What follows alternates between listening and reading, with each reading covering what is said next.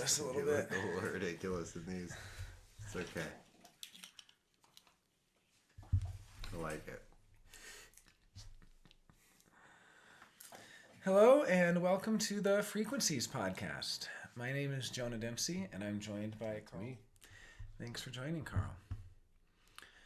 So I think Jonah's going to show my chart. Got it right here. Oh, it's in there. Okay, so that's my chart. That's how we're going to start off.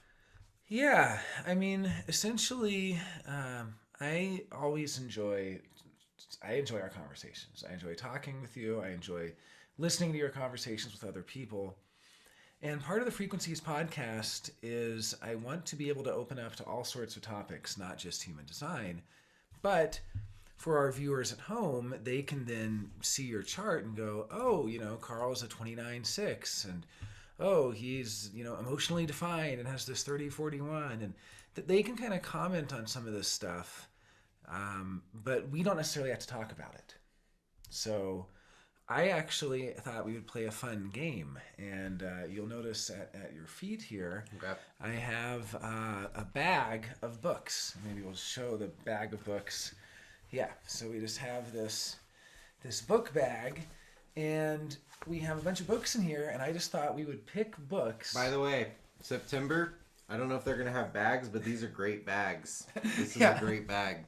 Right, this was... I don't know if you can see it on the camera, but these are good bags. This was our black on black in honor of Ra. It says human on one side and design on the other, and then we had a kind of multicolored bag as well. We had Why was black on black in honor of Ra? He only wore black, and that was actually before human design. He was a media mogul living in Toronto who actually painted everything, painted the walls black, had black furniture. All the clothes in his wardrobe were black. And he would wear hats, actually, like this. Not exactly. Usually they would just have a more simple, a simple message on them. This is my Free Alice hat. I don't know if you know Free Alice. So this was for Radio Alice. This was Franco Bifo Berardi's project in the late 70s in Italy. He was a founding member of a sort of revolutionary Italian counterculture radio program. Post MK Ultra. I guess so, yeah. Italy in the 70s. Yeah, good point. Yeah. Good point. So I'm a big Bifo fan, and for anyone at home, check out Franco Bifo Berardi. He's one of my favorite. Bifo. Yeah, not the other Franco. Yeah, Okay. no, I know, Bifo okay, Berardi. okay. Yeah, not Franco like Cool. the Spanish dictator guy. No. Cool. This was more of a counter-revolution, or he would have been counter-revolutionary. This would have been more on the revolutionary side, you could say. So, big ups to Second Street, one of Santa Fe's favorite. I really like Second Street's beer.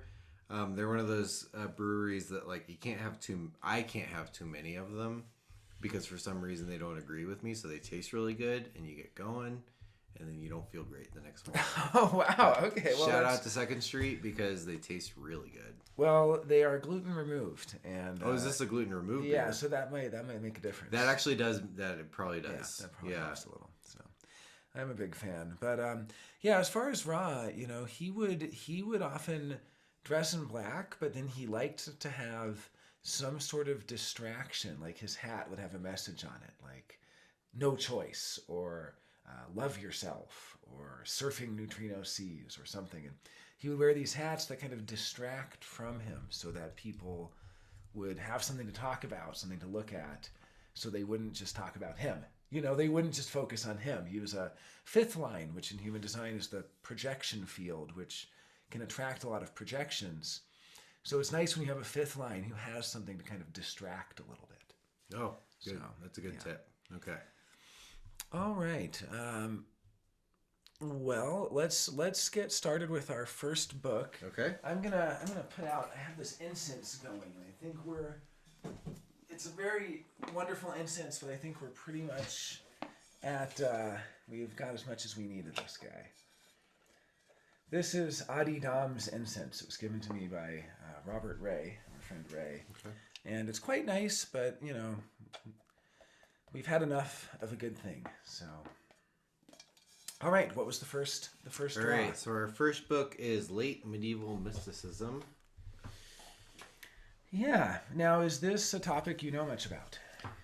So I have a respect for the Christian mystics. Christian mysticism goes back as far as Christianity does. Late medieval can mean different things to different people. Um, I would say we're probably talking the 10th century, the Yeah, there's 11th they kind of century. list well they but they actually do an introduction which is the setting for late medieval mysticism, where they say there needs to be a short resume of the major influence on medieval mysticism exerted by non-Christian Greek thinkers in relation to early Christian fathers. Especially significant for late medieval mysticism were the Platonic and Neoplatonic currents, particularly the thought of Pseudo Dionysius or Dionysius, as well as the influence of Augustine, John Cassian, and Gregory the Great. Okay. So it makes people really uncomfortable when I tell them I'm a Christian, partially because they are in a world where Christianity means a certain thing. Words are never free floating, they always mean something in terms of not correspondence, but synchronicity with events. So people get really uncomfortable when I say I'm a Christian because they think of me in a certain way that colors their judgment. It takes something about the image of me and it modifies that. So the image is now new. I don't usually worry about what happens after that. I'm just saying that that's a thing that happens. There's a web of associations Yes. to Christianity, and people might think of anything from Jerry Falwell to, Yeah. I mean, there's such a range. So you got the Pope, right? Okay, I'm living yeah. in Catholic country. We are both living in Catholic country. I don't know if you've Yeah. ever lived in Catholic country before. Not really, no. I mean, No, that's it's my not a big first thing time in here. America. Yeah, Like it's that's true. really not. Like people get scared by Catholics and have for a long time. Popery is a dangerous word in America. But and I'm not a Catholic. I'm a Protestant. I was raised pretty fundy. Um, so I guess what I'm trying to say about Christianity is that people have this idea of what Christianity is, and they take out the mysticism. And I think that I really sympathize with that because my Christianity for a long time was very anti mystical to its detriment. Mm-hmm. And as I become more acquainted with mysticism in general, I find that Christian mysticism in some ways really rounds out what it means to be grappling with the big things that are facing us when we turn towards any system. My view is that we've got like a conglomeration of systems, especially nowadays. We have the Buddhists and people, again, Buddhists, people think Zen, uh, people think atheistic. That's not the case. It's not the case. Most Buddhists probably believe in God the same way most Christians believe in God, which is to say not at all, but they have like their little folk way of going about things. Well, there's kind of theory and praxis, and in practice, a lot of people are religious. In fact, I really liked Chesterton when he said the Christians were the first atheists. That to really be an atheist, you have to be Christian. And then Jung, who said that the West has a Christian unconscious, and that we're all Christians, whether we like it or not. And that I believe. That I believe. I think that's absolutely right. I was raised Christian in the sense that I am a Westerner born in the United States in the 20th century, the end of the 20th century. We now live in the 21st century, and there's no escaping that the political, social, economic, theoretical concerns that we are able to engage with are colored by thousands of years of Christian doctrine. Right, there's a historico-materialist context which we cannot escape just by imagining. It's kind of like people who say, well, I don't believe that. Okay, but ideology goes deeper than what you consciously attest to. You can Absolutely. attest all day long that you don't believe something. You can say, well, I don't believe I'm a human. I don't believe my name is Jonah. I don't believe any of these things. Doesn't mean that's true. People lie all the time, first and foremost, to themselves. Absolutely. So I do think that, I mean, obviously it's possible to have been. What we really should ask when someone says I'm a Christian or I'm not a Christian isn't, are you really a Christian? It's what we should really be asking is, what do you mean by that? Because when somebody says I'm not a Christian, they might mean something different. Or if they say I'm a Christian, I might mean something different. I mean, usually someone just says, oh yeah, I was raised Christian, I'm not a Christian anymore. It means I don't practice. Okay, sure. Or, I was told certain narratives of Christianity when I was younger. See, what's interesting is you and I can both align with Christian mysticism, at least with an interest in it. And you came from an actual Christian upbringing. I did not. But and I can appreciate, and even more than appreciate, I can engage with and contemplate and actually have, I guess you could say, both intellectual sympathies and even emotional and spiritual sympathies with much Christianity, mystical and non, although I tend to kind of read it more in the mystical sense. Just as an example, when I was 23 years old, I was working at Amazon, and I saw a book with my name on it, literally, the Book of Jonah. Now, this was actually a Jewish telling, but I mean, so I guess I don't really differentiate as much. I mean, that's what's funny is people who are Jewish would really make a point. Oh, we're not Christian, and Christians, oh, Right. we're not We Jewish. say Judeo-Christian to mean what happens when Greek rationality encounters the Semitic, like the Yeah, Semitic mode. and it's hard for me. It's kind of like, I don't speak for Jews. well, but I mean, here's the thing, though, is that, I mean, so I used to go to synagogue sometimes, but I've also been to church, and I've also engaged in, specifically through Henri Corbin and through people like that, I've engaged with quite a bit of Islamic mysticism and Sufism. And I mean, Hazrat Inayat Khan has brought me to tears. I mean, I've been touched and moved. And so you might just say, classic Western dilettante sort of eating at the buffet of world religion. No, no. When you get to the deeper, when you engage deeply with some of the stuff, what you actually find is that there are very big differences between different religions, but there are also even bigger differences within the same religion within those interpretations. Oh, yeah. And so the difference between, for instance, I'm a huge fan of, Hasidism, and I love the kind of later currents of Jewish thought coming out of the Ukraine in the 1700s. I love a lot of the esoteric. I have a harder time with the sort of Talmudist exoterica, and at the same time, I love Sufism. I have a harder time with some of the other currents. So okay, that's Yeah. good. Okay, so this is a word that most people don't think about. Most people know what the word esoteric means. Most people don't think about what exoteric means. So in Greek, eso means in, exo means out. Esoteric means in the school. Exoteric means public. It means out of the school. What is broadcast? Talmud, I like Talmud because Talmud is contradictory, it's confusing, it's argumentative, it's self-referential, it's everything that life is. And it reflects, I think, something that is present everywhere, but in a way that makes it I gotta be careful because this is a very complicated time right now for a lot of these topics. But so I come from a supersessionist background. When I say I come from a Christian background, I mean I come from a supersessionist background where people basically believe, whether they admit it or not, whether they're able to cognize it or not, that the Jews were like a time period, and then Jesus came along, and now we don't got to worry about them all that much, because honestly, either you're a Christian or you're not.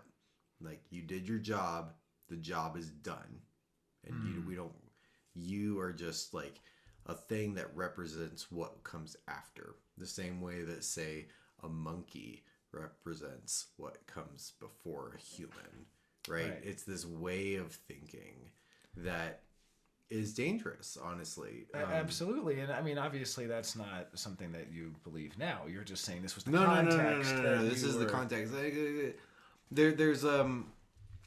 There's a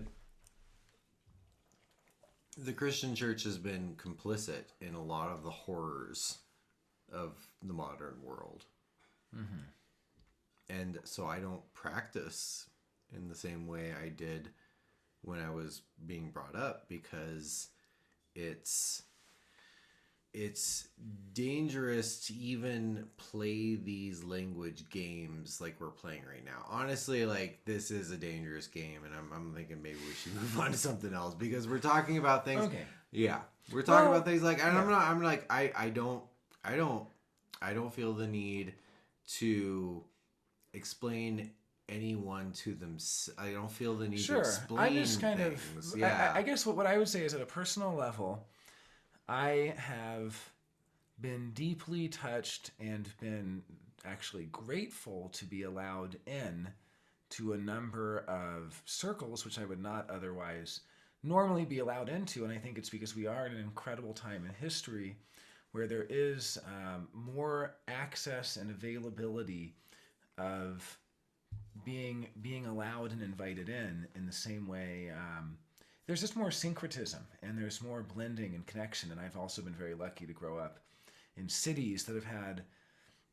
I've just known people with a lot of different backgrounds. So just as an example, when I was 23 years old and I found a book with my name on it, the book of Jonah, at that point I had only ever heard certain versions of the story of Jonah.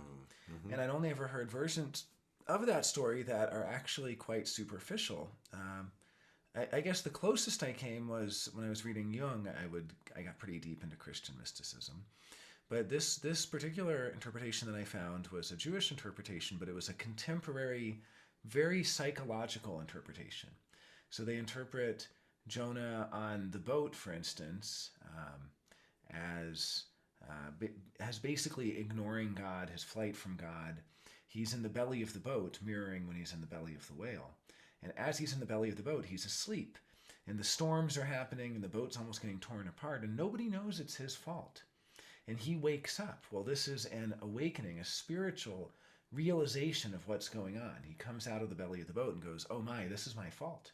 It's because I left Nineveh. I shirked my duty because he was so frustrated, thought he knew better than God, right? The whole story is he prophesied.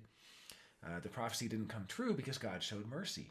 And then Jonah thought that there shouldn't have been a merciful God, that God should have proven Jonah right by smiting these people for being sinners. Mm-hmm. But instead, God showed mercy. So then God sends him on another mission or tells him to stay and continue prophesying or something like that. And instead, he has a flight from God. He leaves on a ship. Well, the ship is getting torn to pieces in the storm. Jonah, realizing that it's his fault, decides to commit suicide. And they use that word suicide. This is not what you hear in Sunday school. I mean, they won't tell you a prophet chooses to commit suicide, right? Mm-hmm. But he chooses to commit suicide to atone for his sin of thinking he knew better than God when he wakes up and comes out of the belly of the ship. At this point, he decides to jump off the boat to commit suicide. The people try to stop him. You know, I've heard other versions where they throw him off the boat and so on. In this one, they're trying to stop him. He says, no, I'm going to kill myself. This will save the boat. I will be the human sacrifice. He jumps off thinking he's going to die. And God shows mercy on him and sends the whale at exactly that moment to save his life. Do you think life is mercy? Do I think life is mercy or life Yeah. has mercy? Well, I mean, you said God showed him mercy. The same way he showed the people mercy. I don't think that a whale without God's intervention, I mean, the story is not that whales are naturally merciful creatures. The story is that God had to intervene and a miracle occurred. So this is a question of a miracle. But in the same way, it's a parallel. There's actually two parallels. The parallel to God showed mercy to the people of Nineveh, he showed mercy to Jonah. Then the parallel of Jonah's asleep and going through his transformation in the belly of the ship, wakes up, realizes it's his fault, wants to atone. Then when he goes into the whale, he again goes through a second sort of process And really, it ends very interestingly. He washes up on shore and talks to God in a palm tree. He has a conversation with God as a tree, and that's how the whole story ends. But he essentially realizes he shouldn't run anymore. He's accepted who he is. He's no longer running from who he is. Now, we can talk about the story of Jonah. That's fine. I guess I'm just saying that's an example of Christian mysticism. And Jung, who I got very deeply into at around 13, 14 years old, really got me through high school. Jung got me through very hard times in my life. Jung gave me the feeling of there's something in the depths that's worth exploring. There's something in each of us that's worth exploring. And having been raised completely non-religiously, but with a plethora of spiritual books around and with a deep reverence for nature and almost like druidic pagan sort of celebration and love of life and celebration of various pagan holidays and so on, I'd always had a deep connection to nature and to nature spirits. I'd always believed in garden gnomes and elves and fairies and creatures and things like that as spirits, spirits of the earth and the land. And I'd always kind of believed in higher spirits as well and angels and all different things, but I never really made the connection to any sort of organized religion. And then with Jung, that began my journey into understanding some of the symbolism of that. And, to read a book like this late, medieval mysticism, this is all familiar to me from Jung, because Jung talks about Plotinus, and Jung talks about Neoplatonism, and Jung talks about alchemical work, which is when the kind of Greek philosophy was brought into the Persian and Arabic and Islamic world and so on. And so I guess all I'm trying to say is my personal relationship to the Judeo-Christian and I guess the Abrahamic religions and just other religions as well has been one of deep reverence, gratitude, respect, love, admiration, personal connection, personal growth, and I've been touched many times. I mean, when I read that book of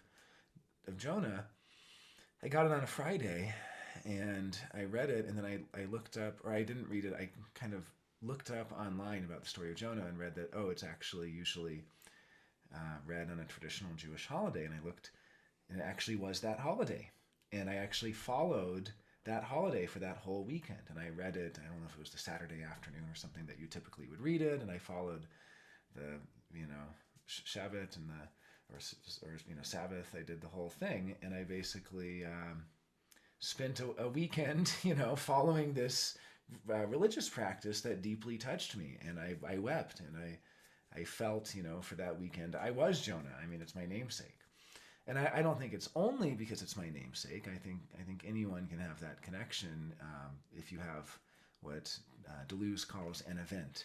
I love Deleuze's theory of the event. The two theorists of the event that I'm fully familiar with are Badiou and Deleuze. And Deleuze's theory of the event is that really the purpose of art is to hopefully facilitate an event. And I guess you could say the same with the purpose of religion, which is that you can't manufacture an event. You can see movie after movie after movie. There's no guarantee that you're going to have an event. Yeah. Right. You can go to the art. You go to the gallery. Look at all these paintings. You don't have an event. One day something happens. You have an event. Mm-hmm. You get the book at just the right time. So I had that event, and I've had events with Sufism, as I mentioned, with Hazrat Inayat Khan. I've had events with Hasidism, and with the works I've read of 1700s, 1800s.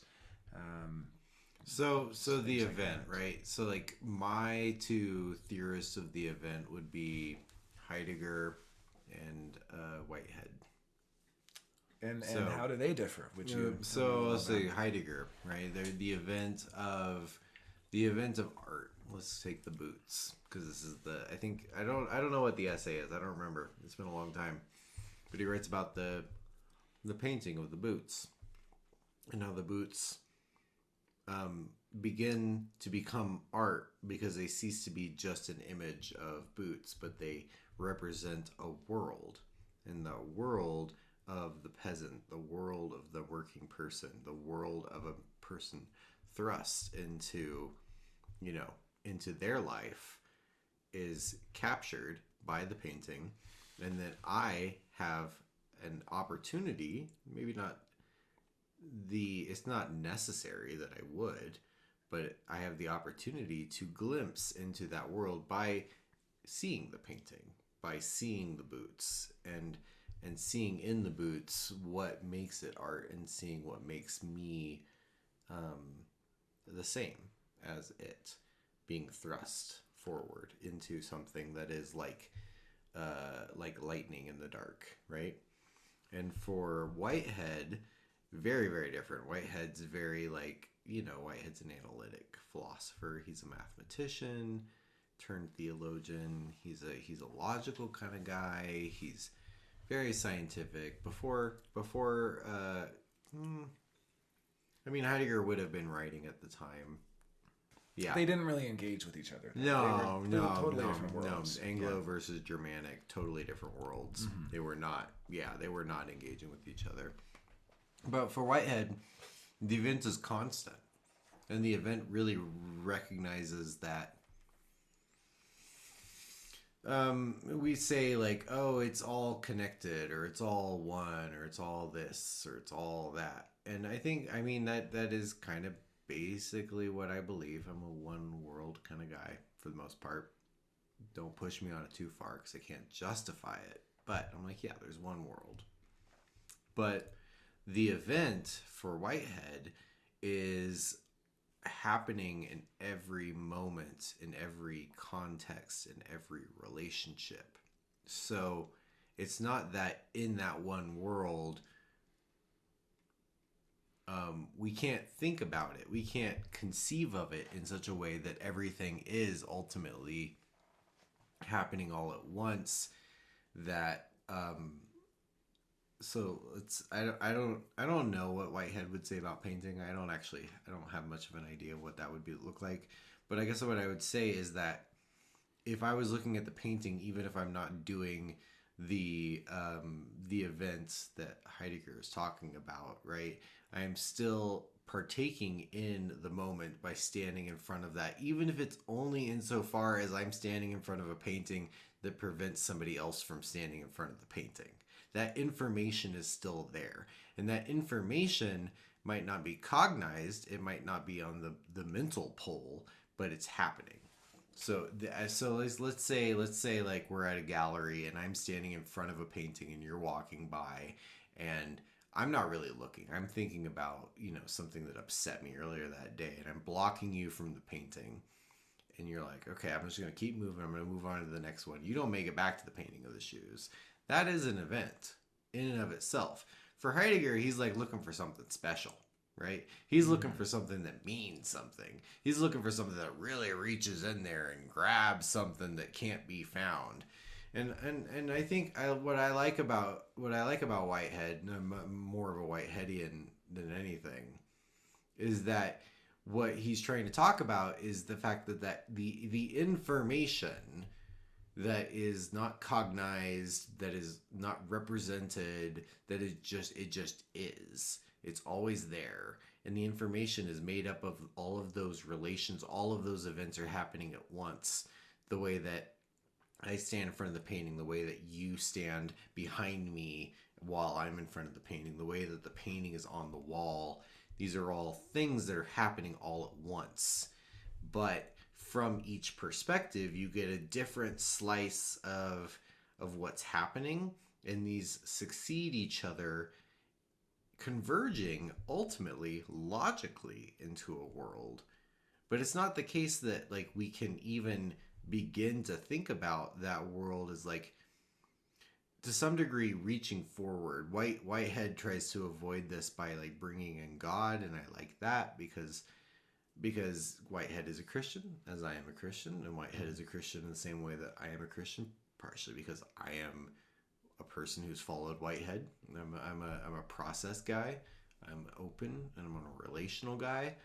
And these are not thoughts that I like reached into the darkness and I came out. They were taught to me by a succession of events that no one event was meaningful. Right. It's kind of a different eschatology of the event where in one case it's like you're struck like I'm saying, I had this event reading this book and it Right, struck you me. saw Ever the since book then I of have been Jonah, transformed by that. which it's that's valid. I'm not saying Yeah. that's not a valid line of argument. I have my own set of private idiomatic rather. Yeah. Idiotic means in the Greek like idios, right? Like Sure. internally. No, I know what you Yeah. mean. I follow. I have my own like well, this thing happened to me and that was the thing that happened to me, and like that means something to me. That tells you something about But me. in some sense, you almost prefer Whitehead maybe because it is the sort of, to use a Deleuzian term, molecular, or this sort of materialist forces that we might not necessarily know that are all converging such that we can't really point to them all. We might consciously attest. It's almost like ideology. It's like it's all it's, or the term concrescence. It kind of converges. I almost think of Freudian overdetermination, which is where you can't say the one reason why anything is the case. It's simply all of the paths of least resistance of all of the forces operating on something overdetermine the fact that that is what happened, the outcome. It's like, why did you do that? How come you made this decision? How come you made that decision? Yeah. Why would you choose to go here and not there? Well, you can't really say, I chose to go here because I wanted to do this and this and this. Desire is overdetermined. We don't even know all of our desires. And besides desire, there's a complex navigation. Desire is habituated. Right, and conditioned, and all of these different things, and so I can kind of see how, yeah. And by the way, just on Heidegger, he does have some of that too. When you were describing the shoes, so first of all, that's a very famous subject where I don't know if you've read Truth in Painting by Derrida. Truth in Painting talks about the same Van Gogh. Yeah. Picture of the shoes. Yeah, I think he was responding to Heidegger. Yeah, no, he was. He refers to Heidegger in it. Absolutely. I've never read that. I have a copy. I'll give it to you. I almost put it in the bag. It's not in there, but I almost was like, should we do Derrida on aesthetics tonight? But yeah, it's great, and of course, Derrida was a big fan of. Heidegger was not a dummy, right? Heidegger also was also like talking about. Heidegger was not a fan of habituation. Heidegger thought that habituation took you away from being. He was not a fan of that. Right. A large part of his project, his ontology, his like attempt to grasp at something, was antagonistic to that everyday succession and conglomeration. And I'm like an evolutionary progressive, meaning that I think that things are progressing in a direction, not in an eschatological way, right? Not in a way that's like there's one ending and that it's known, or it's known by God, or like God knows where we're going, or it's designed to be this way, or it's determined, or it's like you have more of an ontological incompleteness, kind of almost. It's an incompleteness, but it's also evolutionary, meaning that. When I say I'm an evolutionary progressive, what I'm trying to say is that, like, there is novelty, and this is a Whitehead thing. There are new things that are happening, and before there was latex, you could not have a latex fetish. There's no possible way you could have a latex fetish before there was latex, and latex came about through a succession of events, and my ability as a person to have cuisine from all over the world and literature from all over the world, and the ability to even know what a painting is, like a specific painting by Van Gogh, right? Like my ability to know that without being there comes from a set of material circumstances that, printing and color and all of these like things had to come together. So I'm an evolutionary progressive in the sense that, like, I think I personally feel more like what's happening, even if you disrupt it, is always best viewed in terms of this big flow of things that are happening, and trying to break out of that is more of an ego thing than anything. Like, it's just, You're where you are, and it's good to strive, and it's good to like really. I guess I feel the same way about mystics. Like I get it, but it's hard. It's hard on the body. It's hard on the mind. It's hard on the soul. What, to be a mystic? Oh yeah, oh yeah. I mean, there's like the everyday. I think there's so many, gods. there's so many varieties like, of mystics. I think we need to kind of qualify. Like, instead of saying, is this person really a mystic, I would almost say, like, who is it hard for? Is it hard for the ascetics who are self-flagellating, but it's not necessarily hard to be Plotinus, but maybe he's not a mystic in your system. Ooh, that's a ooh. Right, like I don't know. I mean, I'm just kind of saying there's different kinds maybe. of. Or was Jung a mystic? I mean, that's actually there's a book called "Was Jung a Mystic?" I mean, no, he was a doctor. Technically, he was a mystical doctor. I think Jung was a little mystic. A little bit mystic. Okay. I think a little bit. Yeah, yeah. Okay. He was also very scientific. Yeah, and he was very practical. He was trying to do something. He was pretty well rounded, honestly. Yeah, he was very actually that's what I don't know Jung nearly as well as Jonah, but my impression is pretty well rounded guy. Versus like, I don't know, like so like Osho. Osho is a mystic. Yeah, or I'm thinking like von Bingen, right? Like she had or like who's that other lady, Joan of Arc. Did not have an easy life. Okay, but Joan of Arc was not really a mystic. She was... Why? Well, because she was 17 years old and heard voices and was just told by God to go, okay, a mystic is... This is a good... Okay, what I would mean... I would say Bingen was a natural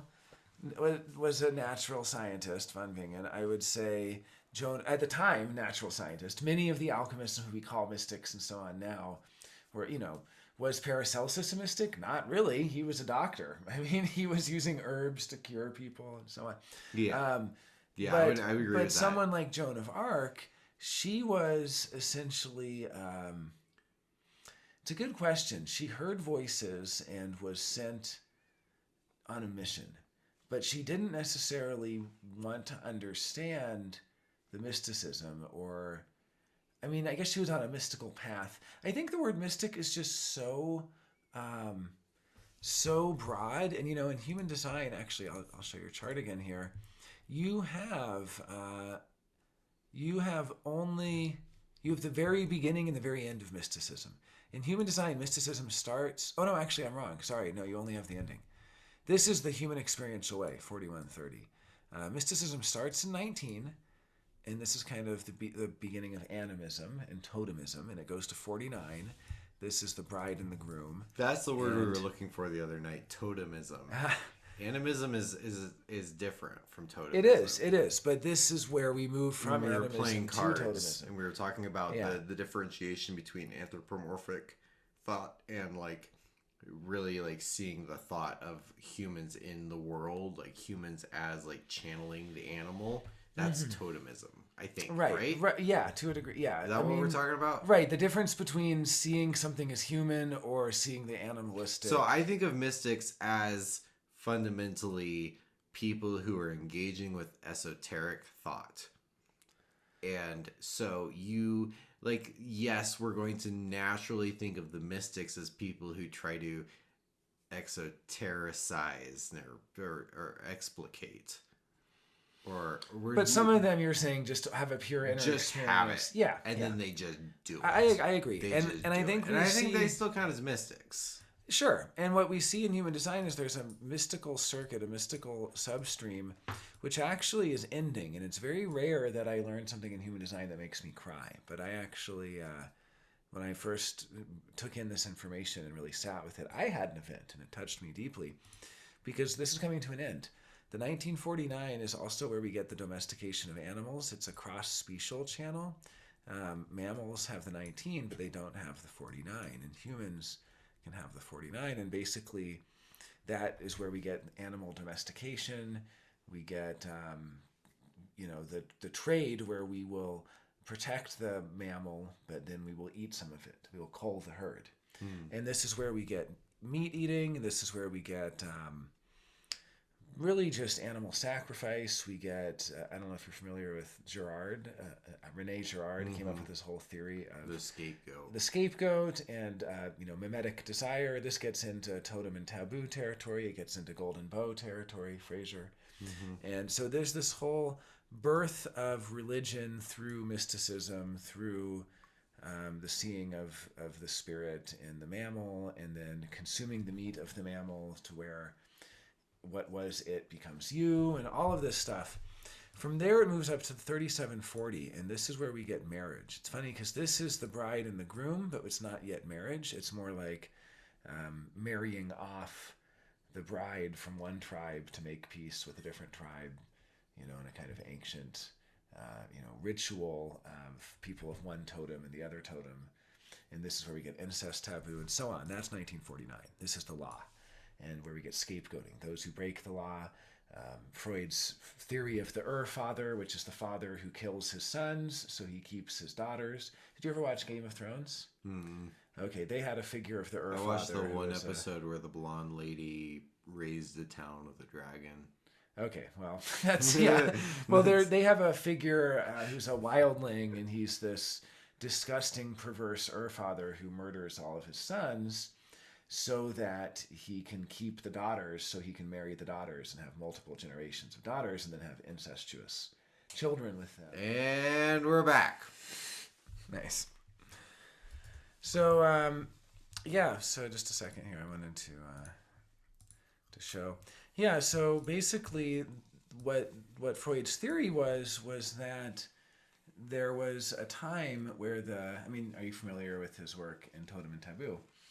This is basically the theory that primal guilt and the superego and a sort of movement of human consciousness into this neurotic phase, from a sort of proto-psychotic phase, you might call it, occurred historically when the Father was overthrown.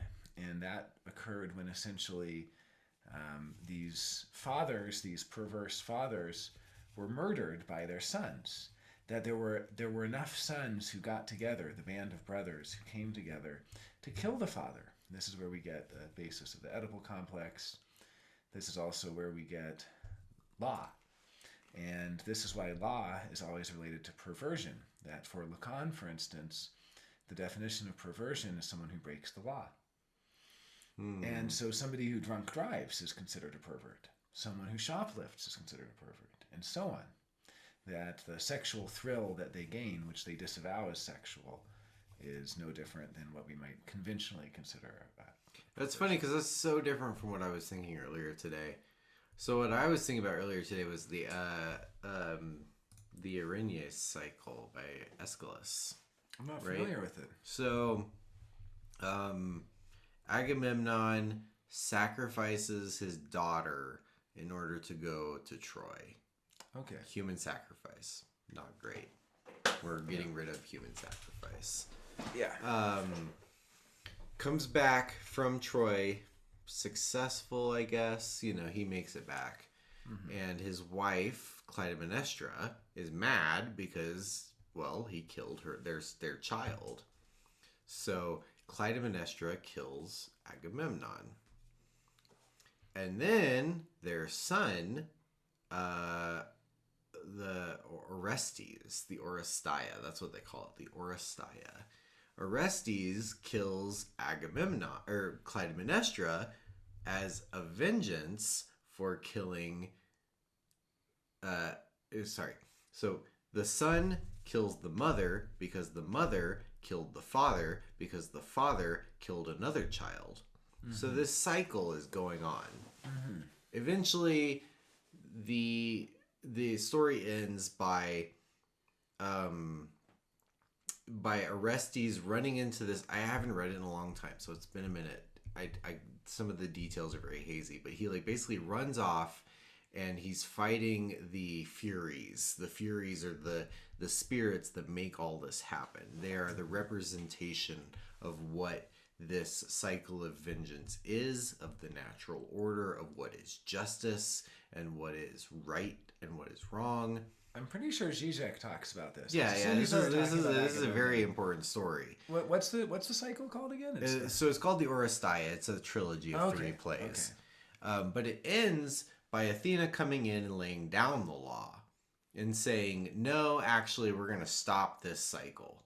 It's bad. This is a bad cycle. You weren't wrong for killing your mother because your mother killed your father, and she wasn't wrong because she was killing your father because your father killed your the child." Mm-hmm.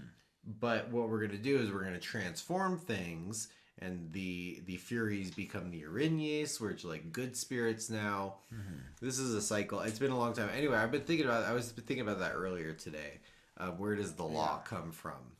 And so, like in that story, it's not so much that anybody was perverse, but that we had to contextualize what was happening as perverse. And this is a very Christian thing. I was going to actually. say that's much more proto-Christian because it's basically saying that that's kind of the Jesus moment of we're not. It's basically the move. We're broken. You can't violence. get out of the brokenness until Yeah. like something steps in, and then all of a sudden there is a new way to conquer death itself. Mm-hmm. That's the Christian, right? Like things were bad, things are just bad.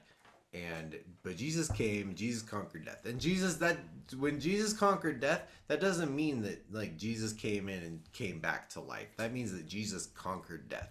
It's all done now. Like we're all going to heaven. Everyone's going to heaven.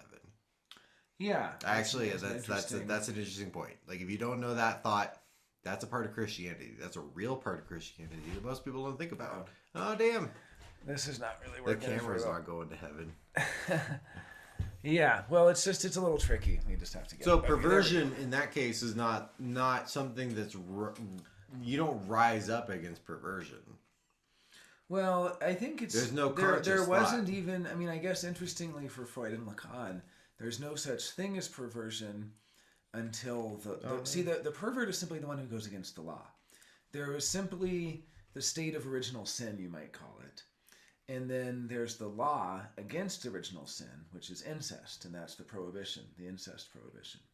So the idea for Freud was that the incestuous state, which still exists in some cultures, Still exists here. well, okay, but here it is perversion, and there in certain cultures, for instance, it's just there's never been a law against it. And these are what we would call kind of retrograde proto civilizations and so on. And so to really develop as a society and develop a civilization, it seems that there has to be a prohibition against incest.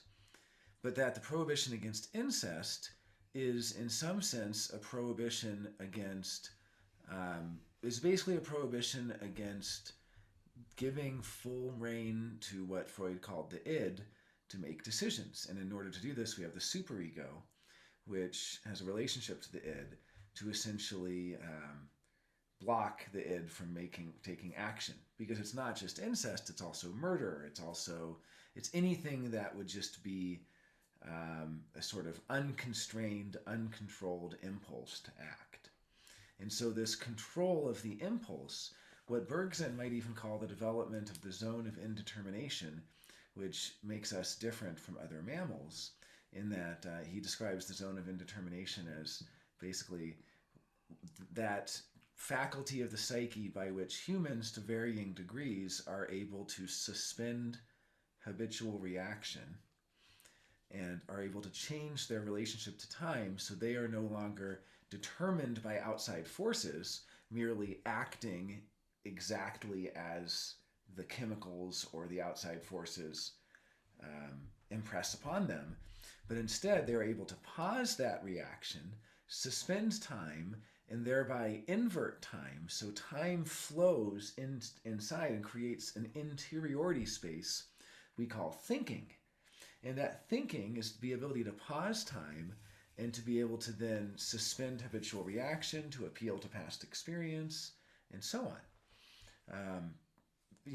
Everything remembers. So But I'm like, only well, humans try to remember or forget. So okay, but so that one I don't agree with that. That I everything don't remembers? no, I agree with that part. Only humans Try to you wait. You think that a dog tries to forget something? Absolutely. Like what? Okay, so what does a dog try to remember? How does a dog try to? I mean, and if it does, that's only because dogs have such close proximity. I mean, because again, the zone of indetermination is not um, a difference in kind, except insofar as. So let's not use dogs as an example because I don't know that much about dogs. I don't really spend a lot of time with dogs. But let's take another domesticated animal like the cat or a hamster or a rodent of some sort. At the very least, and this is my strong claim. My strong claim is it is not obvious to me that they do not attempt to forget or remember or feel happy or feel sad. I have seen plenty of animals trying to, in their behavior, as like I'm not a behavioralist per se, but like in their behavior, it's very clear that they are responding less to an external stimuli than they are an internal one. It is very clear when an animal is doing something because of something they feel. Well, okay, but internal stimuli are still stimuli. For example, hunger. That's an internal stimuli. And yet, so a dog, if you tell it, don't eat this, it can obey to a degree. That's how much its zone of indetermination allows it to suspend habitual reaction. Okay. That its habitual reactions to eat when it's hungry. You tell it, don't eat, and you can watch the dog, and it'll go, I want to eat, no, I can't, oh, I feel guilty. Oh, I want to eat, no, I can't, I feel guilty. So you can see it go back and forth over its conflicting, id superego. It has a little proto superego in a way. You can see this. I mean, I had a girlfriend who had a dog that would do something it knew was bad to act out. Mm-hmm. And she would come back, and her dog Kramer would look so sad with its ears down. It knew it did something bad because it was mad at her, so it acted out. It did something it wasn't supposed to do. Mm-hmm. It knew it wasn't supposed to do it. And then she would say, what did you do? And it would just look at the thing it did. It would be like it chewed up the couch or something, or it peed in the corner or mm-hmm. whatever. It knew it wasn't supposed to do it, mm-hmm. and it did it. It acted out. So I'm not saying that other mammals don't have some zone of indetermination, simply that their ability to think, or their ability to basically pause time and enter into a space where they are able to, it's that ability is less. I mean, if we look at in the human design body graph, mammals have a throat so they can talk. They don't have an ajna, which is what's funny. And the ajna is kind of what pauses time in that sense. And in human design, we actually see that when you sleep, you have the exact same centers available that a mammal has. So every time we sleep, we get to experience the world the way a dog or cat does. It's not that we can't think when we're asleep. We do. I've had thoughts when I've been asleep. I've had profound thoughts. Dogs and cats think. They absolutely think. But their relationship to thinking is different from ours because thinking is not really paused in the same way. Like the world keeps moving while they're thinking. It's almost like, hold on a second, we'll always say, let me think. Don't give me any new stimulus. I need a moment to think. I need to, because we're trying to pause the incoming stream. You don't think animals do that? They do. They absolutely do. They try, but their ability to do so is so much less than ours. So I guess we shouldn't say that they don't I don't try. know, man. I met some people that are just like... Okay. I don't know, man. Good. That's fair enough. Fair enough. I will say something interesting, which is that I just want to go back to this for a minute. So in the mystical way, it starts with the 1949, which is about our connection to mammals and so on. Then it goes to the 3740. This is organized religion and tradition and marriage, things like that. Is that my chart? Yeah, and you don't have any activation in these, by the way. Damn. And then what's interesting is it goes to the ego, and so the ego is the center of the tribe, and that's where what you can see is there's all different kinds of mystics. If a mystic only has 3740, they're going to be the mystic of organized religion who says we all need to stick together, and it's only through the group that you can understand what it really means to be a human and what these deeper mysteries. If they only have 1949, it'll say it's only through connection to the animal that you can do this, and so on. And then we get to the 51, And this is an individual gate, and it's about leaving behind the tribe, jumping into the unknown. And 25 is the one who initiates and basically says you have to leave the tribe behind in order to go in this individual process of discovering yourself. And this is kind of the center of capital S self. From here, we get to the love of the self, 10, and this connects up to gate 20. And 20 is where the mystical stream ends. So it goes from 19 to 49 to 37 to 40, and it goes all the way up. And 20 is the gate of the now. And what's funny is the gate of the now is really like what we share with insects. It's really just like buzzing. Like if you can make a sound of gate 20, it's just bzzz is all it is. So by the time we get up to gate 20, the ultimate, it's kind of, see what's funny is it's not that all mysticism is invalid until you get to 20. It's not. Because you'll find, I mean, what was interesting, Ra looked at the charts of around 200 people that we would call mystics. And every single one of them had at least one gate somewhere in this stream.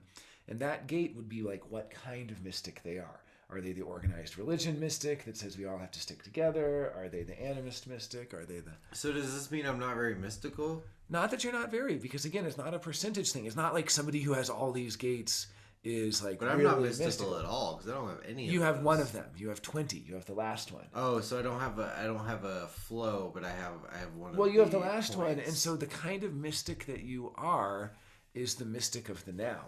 And the mystic of the now basically just says there is no future, there is no past, there only is the buzz of life. That is what It's the mysticism that we share with insects. A listener, this is what I believe. Okay, so there we go. So it's basically what we share with an insect. It's what we share for the insect. There's just a bzzz. I don't know if I endorse that part of it, but I do think there is no past, there is no future, there is only now. Mm-hmm. All right. Well, we've come quite far. Let's do at least one more book. Maybe we'll get to two. Let's see. We'll see where we end up. Disenclosure, deconstruction, that's another one. Deconstruction of Christianity. We don't Okay. need that one. Jean-Luc Nancy. Okay. Oh, Bataille. All right. Yeah. We kind of talked about this too. This is Theory of Religion. This is a fantastic one. First, Okay. Continuity. Continuity is a tricky subject. So this is what I was asking about. So let's go back here. Everybody, look at my chart. Oh yeah, we'll do it again. Okay, here we go. Okay. Everybody see the chart? Yeah. Okay. So, continuity, right? The thing about human design is that we have these things, but we also have the connections between the things. You're talking about the centers and then the channels that connect Right. between the centers. Yeah. So I know that's not what he means. I know that's not what continuity means in this situation. That's not what we're talking about. I guess what I would like to ask to you, Jonah, is that for a person who's, what's the word I'm looking for? Wrestling with human design. Sure. What continuities are they looking for, and why is it different from a disjuncture? How is difference found in this? So I have my 30-41, right? But how would that be different? Like, why is it such that my 41-30 here is different from my 19-49 just because my design doesn't put these two things together? So, well, I think the answer, my answer is that when we're looking at these wiring diagrams, we're looking at mechanics, and there actually is no continuity in mechanics. okay. The continuity exists in the conscious personality, and that is what gives us a sense of continuity with ourselves. Because I'm really a psychoanalyst in this regard, kind of a Lacanian almost, which is that continuity only occurs through recognition, which for Lacan is always spelled as misrecognition. The misrecognition of ourselves as the same self we were before. Right. Because we only actually have disjuncture, but the continuity is an illusion. It's the illusion holding us. It's like we're being held together in the illusion of separateness, and to be separate from something is to give you yourself a continuity, because if you weren't separate from it, there would be nothing to distinguish you.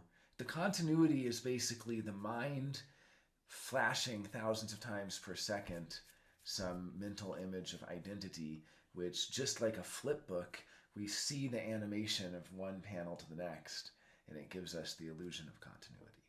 And so, what I would say is that the conscious personality, the awareness, is where the continuity is. I would say that there are different pillars of what it is, what humanity is made out of, the Maya, we could call it, the experience of reality. And just like for Lacan, reality is not the real. The real is one component of reality. It's the component of reality that is foreclosed, right? It's the component of reality that we actually don't have access to is the real. Then there's the imaginary. That's the superimposed. And then there's the symbolic, and that's the web of signifiers that situate us within reality. So human design is that last part.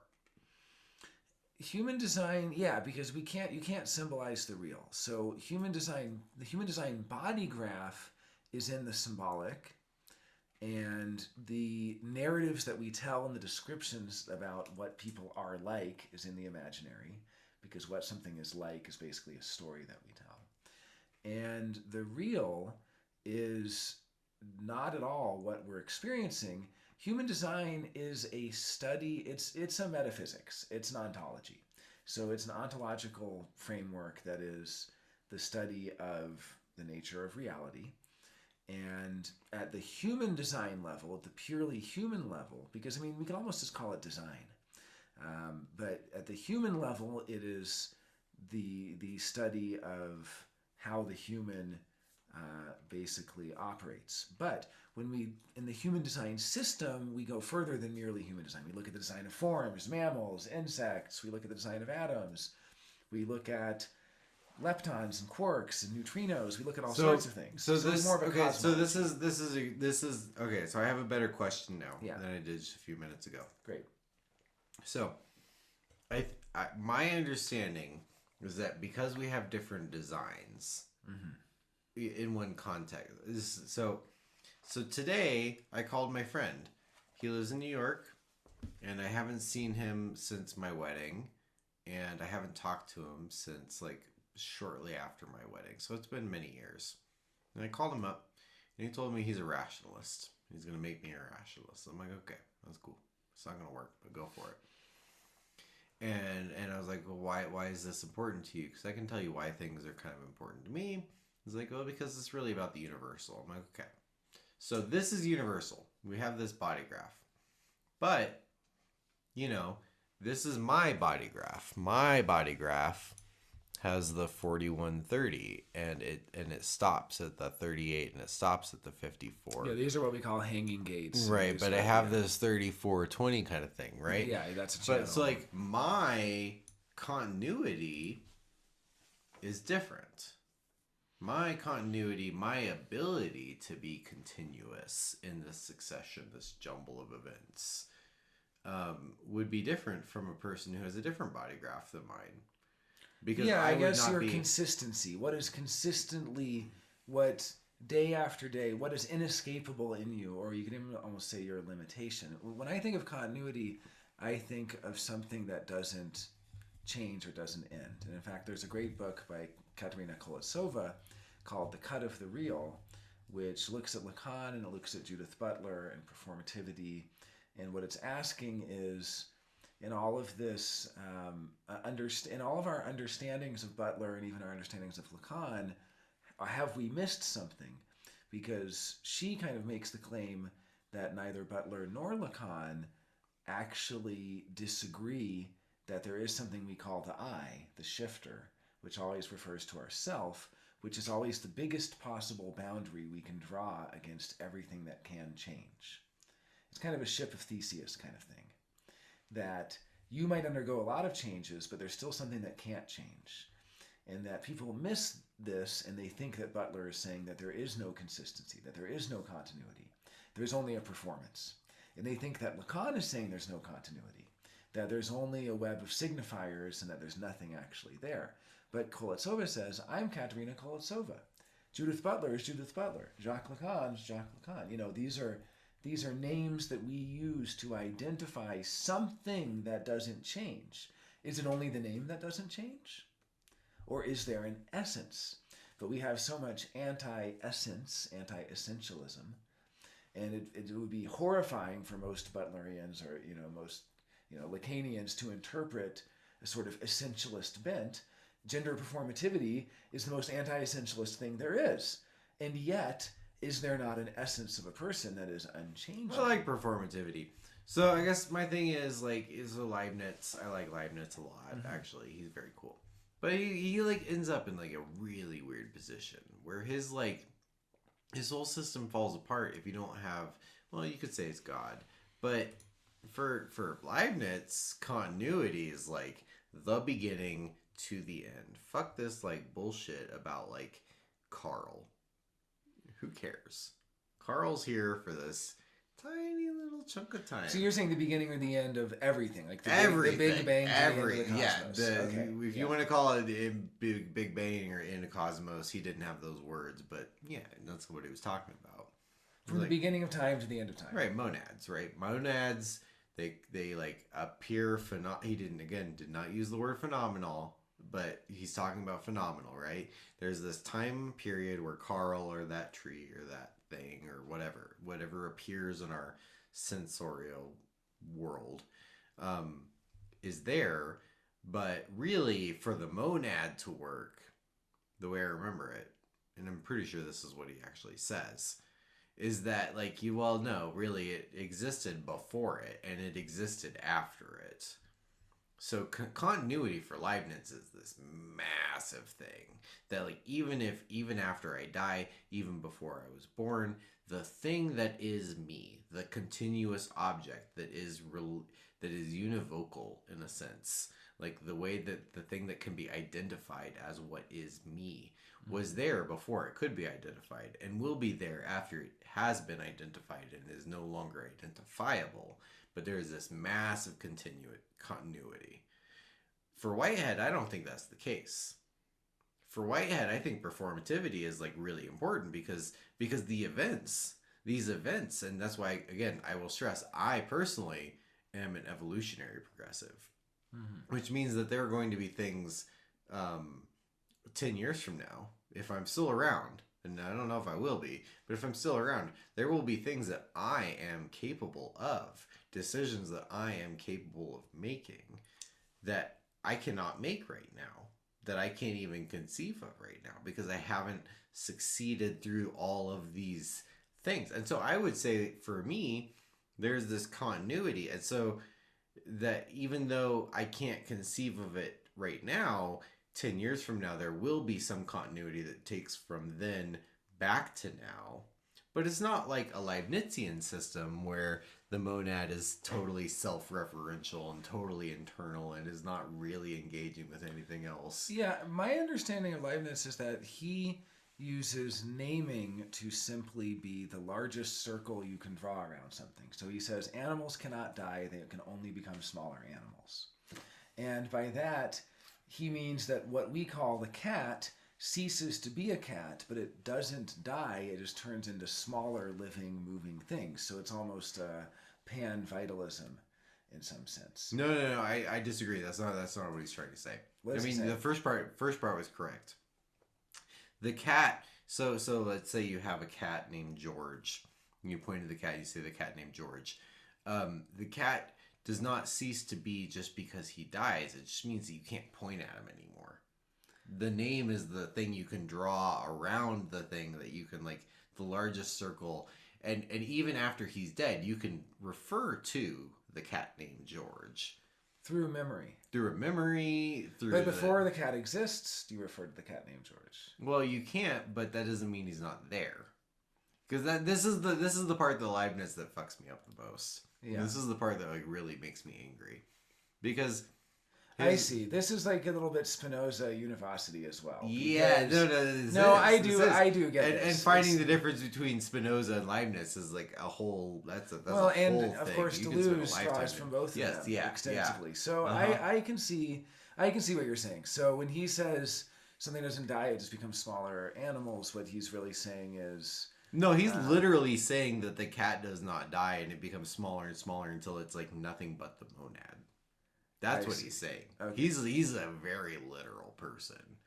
Okay. My reading of Leibniz Okay. is that he's like literally saying the cat does not die. But he It also does has a not sort of cease to he also has a exist. fractal repetition where he says in every garden, every plant in every garden contains within it a whole garden, and within that garden, and he's talking about the cells. Every cell within every plant is a garden unto itself. Yeah. So he's like an ecology thinker in the sense that everything, when you zoom into it. So I always interpreted that when animals die, they become smaller animals as being like that.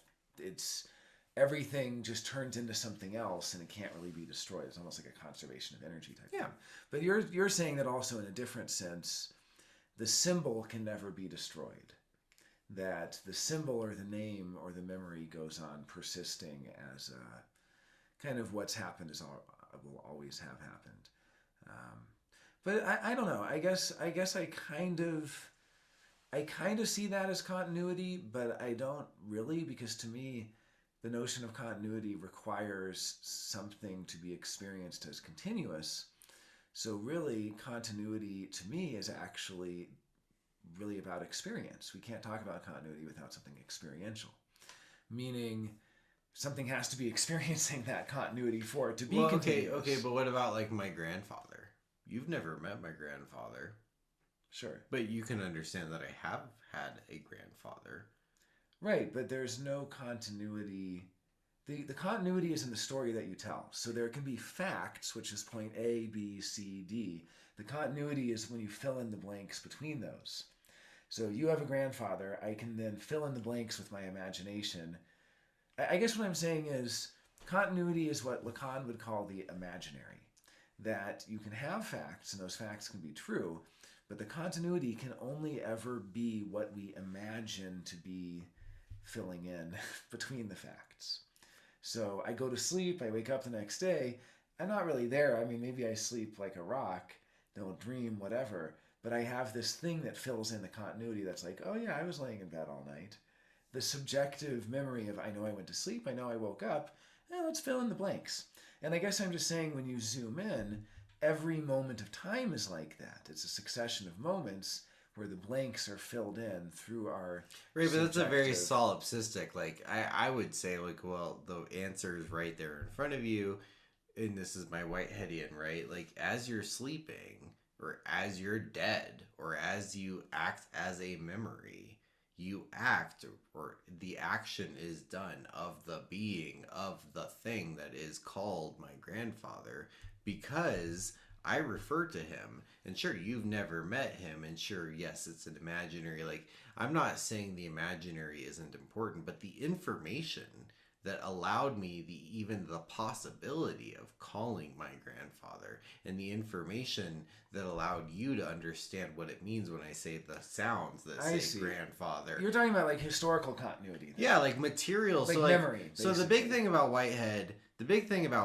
and I'll just, this is my like 101 process in reality, is that he says dipolar. So there's the mental pole and there's the physical pole, and these are always happening, always everywhere at the same time. And some things are less mental and more physical, and some things are very mental and not physical at all. Like the unicorn that's sitting behind these lights. Completely imaginary. Very, well, Yeah. very mental, not physical, but Mm-hmm. real. The event just happened. I just said it. You heard it. You thought it. You know Yeah, what I can I'm imagine referring. it. Yeah. You know what I'm referring to. You. I don't know. Again, I don't know Yeah. what you mean by you can imagine it. I don't know how to imagine that. But these crossings are happening at the same time, all the time, everywhere, all at once. So like my grandfather, he's not just imaginary because he's dead. He's still very real physically, because I am physically remembering him, and I'm physically saying my grandfather, and the sound is physically traveling to you, and it's physically engaging with you, and you think of something. So your mental pull, when I say my grandfather, I mean, you don't know what Vernon looks like. You have no idea. You never met the guy. No, I But you just have. physically know that I'm referring to him, and you know that that's real, that's a level of continuity that extends beyond like, well, what is it like when I fall asleep and I don't know what's happening to me, and then I wake up the next morning and I Yeah, have to you're fill not in saying the space. subjective experience of continuity. Yeah, like I don't saying, care about the subjective. You're saying the I'm saying that continuity shit's- between the language and reality, for instance. Yeah. Okay. Yeah. I mean, I could be with you on that one. I mean, it's really, to me, that's in a way, it's like Lacan basically. I It don't would know be what the Pierce says. I don't even know who Pierce is. Peirce. Yeah, Peirce is how it's pronounced. And so Pierce. Peirce. Well, this is a book by Zalamea, and Zalamea Yeah. is really interesting neo-rationalist. Lacan would say that the continuity that you're talking about would be more like how the symbolic and how the unconscious, which is this web of signifiers, can determine our experience of reality. So it goes into creating our experience of reality. And so there's I guess he wouldn't use the word continuity as much as, because again, continuity just makes me think of something that has no breaks in it. There's no disjunction. It's completely continuous in that there's no way to distinguish between where it begins and ends. And I think that the only thing that's really continuous is what we imagine, because truly it's like an aggregate of finites is still finite. You can't really get to the infinite. Continuity is almost like we can imagine the infinite, we can imagine continuity, but no matter how many things you have, you only have that number of things. You never actually have an infinite number of things. So no matter how continuous something seems, if you actually zoom in, you just find points, and then we just fill in the blanks between those points. So there are points that I guess it's kind of just like a digital analog thing, which might be a movie. So like this is not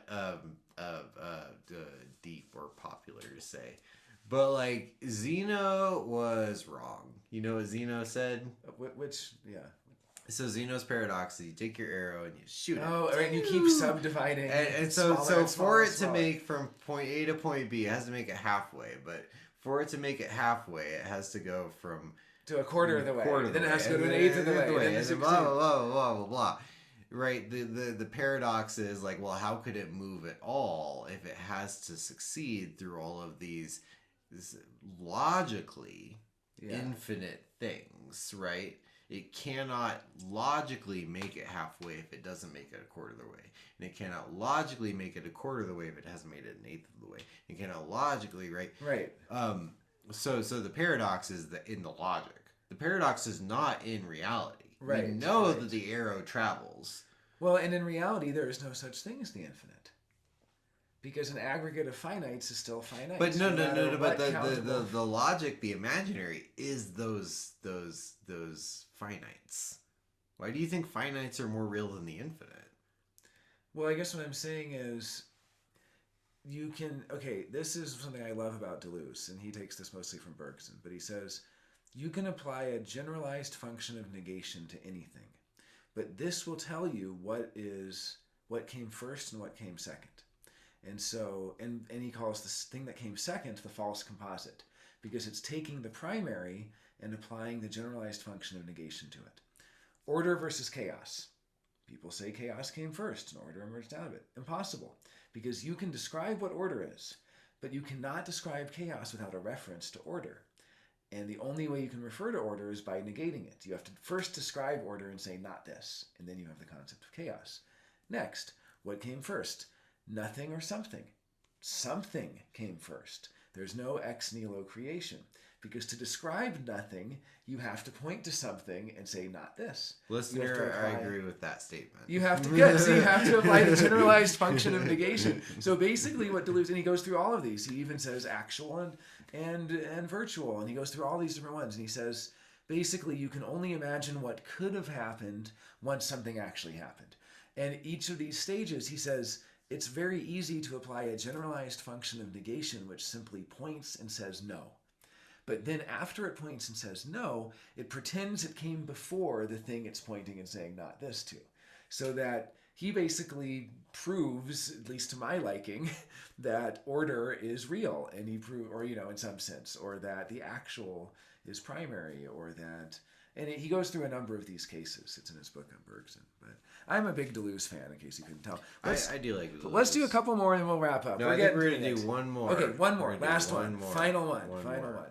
Unless it's a bad one, in which case we'll keep going. That's all I meant by it. Let's go with the little one. All right, let's see. Hopefully, this is the littlest one. The Cassius Dio, Roman history, reign of Augustus. What do you know about Roman history? See, I put some good stuff in there. I knew you were gonna like some of this. Okay, so I'll say this about the Romans. Not that I know much about the Romans at all. I read the histories. I read the emperors. What's the one about the seven emperors, the seven kings, and Suetonius? So like I have a classical education. Okay, what do I think about the Romans? Okay, the fascists are bad. We should not be fascist. And that being said, the thing that... Okay, let's go back to Christianity for a moment. Okay. This is my hot take, and this is not correct. The Christians got in trouble because they would not participate in the civil religion. Civil religion? What do you mean? Civil religion... Before Christianity, and this is a line of thinking, and I'm not endorsing it because I'm not smart enough to endorse it, but the line of thinking basically claims that religion as a category did not exist until the Christians came and said, I will not do what everyone else is doing because I believe something different. I do not believe Caesar is God. I see. I believe Jesus is God. Right, so it's kind of this... Whether they actually believe Jesus is God or not. It's a little bit of Christian exceptionalism, but it's kind of saying that that was the first religion to stand against populism? Or? Not even that. There were people, absolutely, who, for whatever reason, they would stand up against the powers that be. It's that the category of what we call... You and me, right? This is not like some, metaphysical truth. This is kind of like a historical truth. Like the genealogy of what we call religion comes from this event where the Romans didn't have a religion.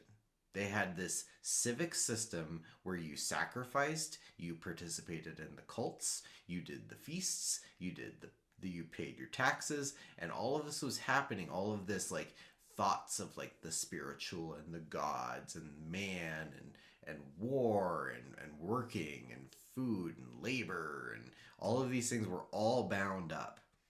And when the Christians stood up and said, well, no, I'm not going to sacrifice, or no, I'm not going to participate in your cult, or no, I'm not going to pay my taxes, what they were doing is they were constituting what is considered religion eventually as separate from civil society. So before Christianity, during the Roman era, right, religion and civil society were one thing. It was all happening all at once, and there was no categorical distinction. So now we live in a world where church is separate from the state. Well, how did we get to a world where church could be separate from the state? Some people don't want that. Mm-hmm. Some people want the church and the state to be one and the same. I see what you're saying. But we don't think that way anymore. So I don't know whether or not I personally think that most Romans were probably atheists. Most Greeks were probably atheists too. They thought they knew these stories were funny, right? The stories are funny. I don't know if atheists meant the same thing. It doesn't. Though. It didn't. No, it didn't mean the same thing, right? But that's why they killed Socrates, right, for corrupting the youth and being an atheist, because he was making up new gods, because he didn't really believe in the gods, because he was like, oh, these are funny stories, I'll just make up my own god, right? Mm-hmm. So yes, again, I'm using words now that I could argue all day with the Roman guy and we probably wouldn't get anywhere, because we'd have to really work hard. We'd have to understand what we're talking about. Right, their understanding of what were gods, or what were they're just beliefs about the world even. So what I will say about the Romans right here, right now, is that I really worry that we are all like the Romans, and that there are certain segments of the population who cannot separate, say, the Christian church, because again, I'm a Christian, but the Christian church as being separate from like paying my taxes to the imperial state that we call United States of America. Right? They cannot separate those things. Manifest destiny and God's will are the same thing. The white supremacy and God's will are the same thing. Wow, yeah. There are people who believe that. Whether or not they can cognize it, whether they can state it or not, that's what they believe. That's their ideology. And that's right. That can be an unconscious ideology they might disavow and reject, but might still. So, like the Romans, again, I'll just be funny. I'm being crass here, but they were like enumerate. Like they didn't have a good math system. The Greeks were better at math than the Romans were. The Egyptians were pretty. The good at Egyptians math. were better. The Assyrians were better. The Persians were better mathematicians, and the Romans were not good at math. What were they good at? That's the kind of the thing. Like they were good at a lot of things because they held a lot of power for a long time. So that's cool. Yeah. Yeah, the Romans. That's what I think about the Romans. What do you think about the Romans? I want to give you the last word. Well, okay. I mean, all I'll say is, yeah, they're definitely they were in some sense. I mean, it's hard to generalize completely, but we kind of think of a lot of politics, a lot of Machiavellian development of strategic politics. I mean, one of the worst evils of humanity in the form of Nero was obviously a Roman emperor. But then we also had some Roman emperors that weren't so bad, you know, Marcus Aurelius and so on, the kind of philosopher king that was dreamt of by Plato. And I mean, so there were some exemplars of kind of culminations of various flows and thoughts, or virtue. Yeah, exactly. But there was also a lot of avarice. And as far as, I guess maybe the last thing I'll just say about Christianity is that in human design, we look at the 16 Godheads, and we have Jesus as one of the 16 Godheads. So I guess not including all Christianity, but including the one that worships Jesus. And we have other Godheads as well. And I think you could find all forms of Christianity as fitting in there. And the names that we use are not supposed to symbolize the real. It's more just like I was saying earlier, like, what do you mean by it? What do we mean by Jesus? Well, what do we mean by Jesus is interesting, because in human design, the Jesus Godhead and the gates that Jesus kind of that Godhead is a part of, as four hexagrams, 4 gates, have to do with a phase in human consciousness where we essentially developed cooperation, but the only way we could do it was through nonviolent competition, which nonviolent competition can be just as brutal as violent competition, because it can be basically applying for a job, and the most competent, skilled person gets the job. The other doesn't. All the others don't, and they could starve. So it can be just as brutal by changing physical violence from a physical fascist sort of dominator culture for invisible violence, where those who are considered most competent, which could also mean most competent at nepotism, or most competent at favoritism, or, you know, in any number of ways, most competent at politicking, most competent at convincing to be hired. And so it was essentially a shifting culturally from direct violence to indirect violence through nonviolent competition and outlawing a violent competition. It's interesting perspective there. So maybe we can pick this back up. I'd love to have you back on again. It was a very interesting talk. We went far afield. Fun kids. Yeah, thanks for being on. This is Mr. K. This is Mr. K. I like Mr. K. We'll just call it. We'll just say Mr. K. It freaks me out when people can Google me. Okay, Mr. K. That's what we'll do. So, very good. Bye, everybody. All right. Till next time.